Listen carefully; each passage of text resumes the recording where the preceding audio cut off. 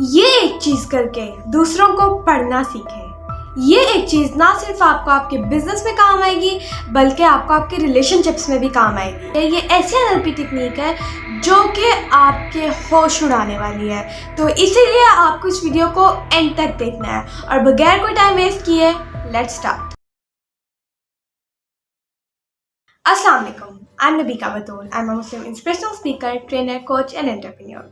जी हाँ, आज मैं आप लोगों के साथ एक ऐसी कमाल एनएलपी टेक्निक लेके आई हूँ जिससे आप बहुत सी चीज़ें कर सकते हैं। आप अपने आप को भी पढ़ सकते हैं और आप दूसरों को भी पढ़ सकते हैं। ये बहुत ही मज़े की टेक्निक है और ये मज़े की भी है, लेकिन इसके अंदर आपको अपने आप को शार्प भी करना होता है। यानी कि ये करके आप अपने आप को मजबूत भी बना सकते हैं और अपनी जो है कि अपने आप को स्ट्रॉन्ग भी बना सकते हैं और ये करके जो है आप पढ़ भी सकते हैं लोगों को। ये एग्जैक्टली माइंड रीडिंग तो नहीं है बट आप लोगों को फिर भी पढ़ सकते हैं, है ना ये कमाल की चीज़। तो मैं कोई बगैर टाइम वेस्ट किए शुरू करती हूँ। आप लोगों के साथ कभी ऐसा हुआ है कि आप किसी के साथ कभी बैठे हो और आपने उन्हें पढ़ लिया हो, जैसे कि वो क्या महसूस कर रहे हैं। बहुत से लोगों के साथ ऐसा होता है, जैसे कि अगर मेरे साथ कोई बैठा है और वो बहुत के लिए नर्वस है तो मैं उसको देख के बता सकती हूँ कि वो नर्वस है। अब ऐसा भी है कि बहुत से लोग नहीं नोट करते, उन्हें समझ नहीं आती, तो क्या किया जाए कि समझ आइए मैं आपको बताती हूँ।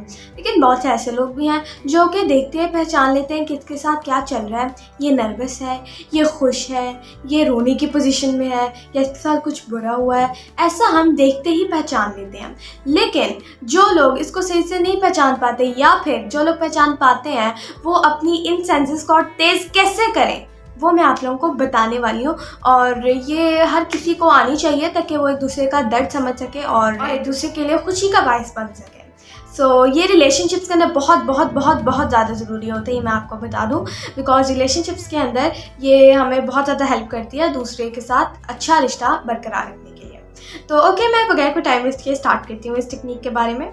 एग्जाम्पल, आप किसी के साथ बात करने के लिए बैठे हैं। मैं सिंपल एग्जाम्पल से स्टार्ट लूँगी। आप किसी के साथ बात करने के लिए बैठे हैं और वो आपसे बात करने के लिए बहुत ज़्यादा नर्वस है, ठीक है। अब आपने कैसे उसको पहचानना है, आपने नोट करना है। क्या नोट करना है? उसकी आंखें कैसी हैं, मतलब वो कहाँ देख रहा है, ऊपर नीचे दाएं बाएं कहाँ देख रहा है। अमूमन लोग जो नर्वस होते हैं या तो उनकी आंखें इधर उधर किए जा रहे होते हैं या फिर मोस्ट ऑफ द टाइम उन लोगों की आंखें ऐसे नीचे होती हैं। लेकिन ये जो है आपको ध्यान से देखना पड़ेगा, बिकॉज आप इसका गलत मतलब नहीं ले लीजिएगा। बिकॉज एक बंदा नर्वस नहीं है, वो वैसे ही अपनी आंखें ऐसे नीचे करके बैठा है, इट डजंट मीन कि वो नर्वस है।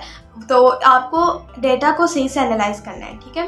तो अब समझ लीजिए कि वो बंदा नर्वस है, अपनी आंखें इधर उधर कर रहा है। आंखों से आपने नोट करना है कि वो कैसा फील कर रहा है, उसकी बॉडी पोजीशन, वो कैसे बैठा हुआ है, वो क्या अपने हाथों से कर रहा है या वो क्या कर रहा है, उससे आपने नोट करना है। जैसे कि एक बंदा जो है वो बैठ के ऐसे कांप रहा है, तो ऐसा भी हो सकता है कि वो किसी से बात करने के लिए कांप रहा हो या फिर एक स्पेसिफिक सिचुएशन है उसको अभी आना है और उसके लिए कांप रहा हो, उसे डर लग रहा हो जाने से। लेकिन ये भी हो सकता है किसी को सर्दी लग रही है उसकी वजह से कांप रहा हो, ठीक है। तो आपने उसकी बॉडी पोजीशन नोट करनी है, आंखें, बॉडी पोजीशन, वो क्या कर रहा है, ठीक है। और उसके बाद जो है ये करने के बाद आपने देखना है कि उसकी ब्रीथिंग कैसी है, सांस वो कैसे ले रहा है।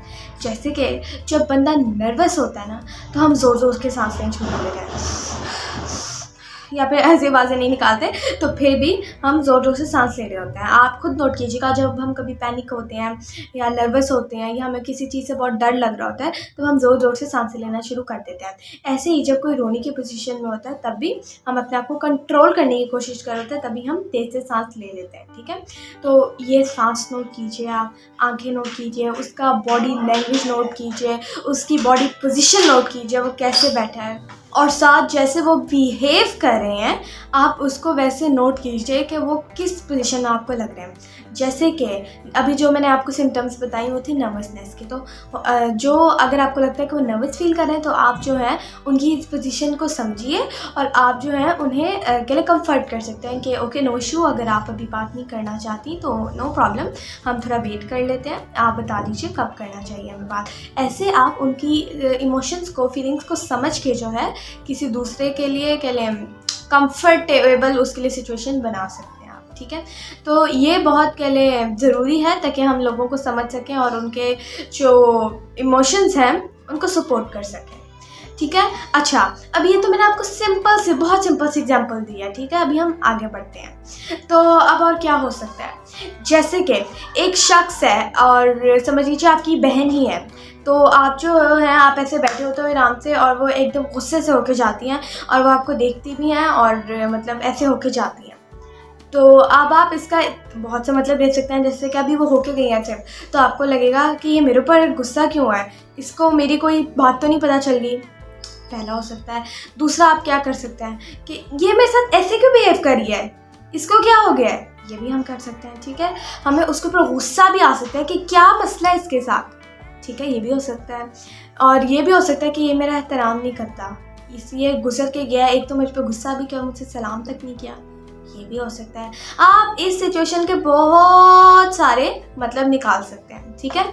जबकि जो असली सिचुएशन को जब आपने एनालाइज किया, आपने देखा उसके साथ हुआ क्या है, तो पता चला कि उसके साथ उसका एक बुरा दिन था, उसका एक बुरा दिन हुआ, उसे किसी से डांट पड़ी और वो इसी वजह से थोड़ा गुस्सा थी, अपसेट थी और वो इसी वजह से ओके वहाँ से चलेगी, जबकि वो आपके साथ कुछ उस तरह की अपसेट नहीं थी।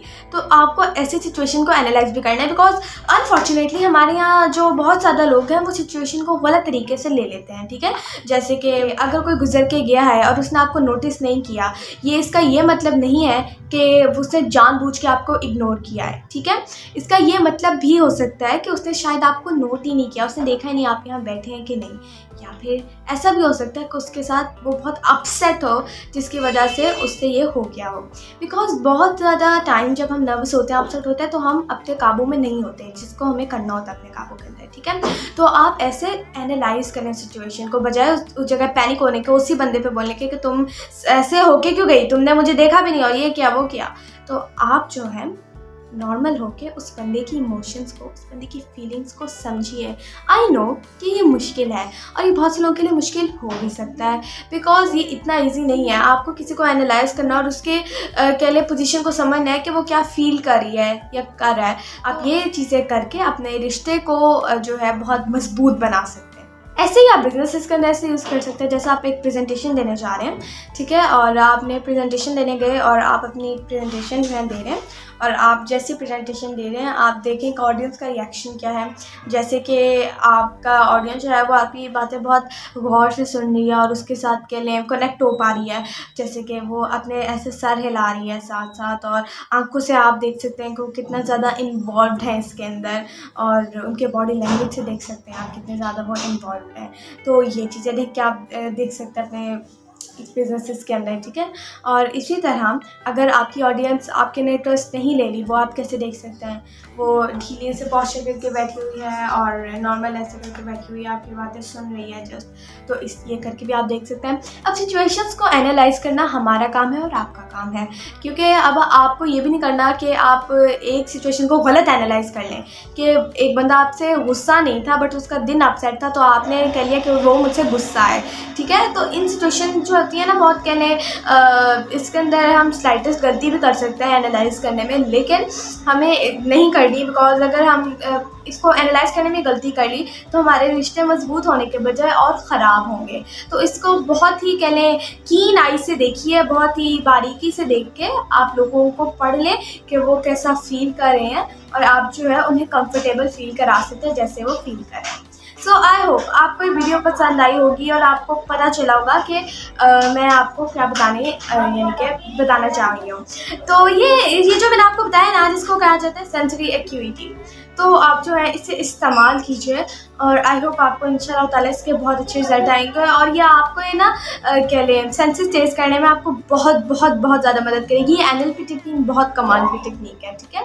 तो और मैंने आपको ये इस टेक्निक का सिर्फ एक हिस्सा पेश किया है सिर्फ, बिकॉज ये टेक्निक बहुत बड़ी है और ये जस्ट एक जगह नहीं रुकती, तो इसको कह लें समझाने के लिए तो प्रॉपर सेशन रिक्वायर्ड होगा। लेकिन मैं जो हूँ आपको बिकॉज सिंपल ईजी टेक्निक्स आपके साथ शेयर कर रही हूँ जो कि आप डेली लाइफ में इस्तेमाल कर सकते हैं, तो ये चीज़ आप इस्तेमाल कर सकते हैं।